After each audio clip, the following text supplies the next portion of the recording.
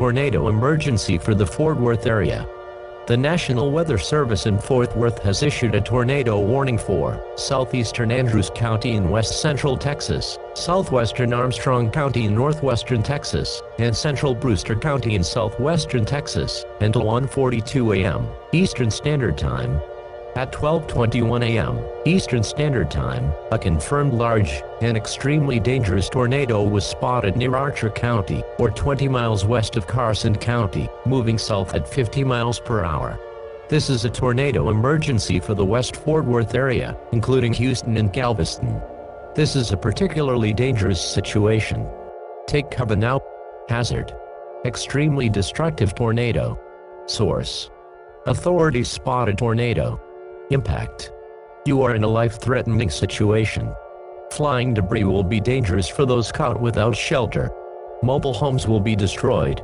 Destruction to roofs, windows, and vehicles will occur. Tree damage is likely.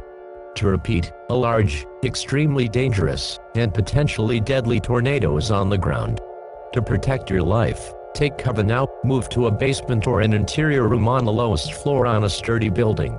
If you are outdoors, or in a mobile home or vehicle, move to the closest substantial shelter, and protect yourself from flying debris. Report any damage to your civil authorities if needed.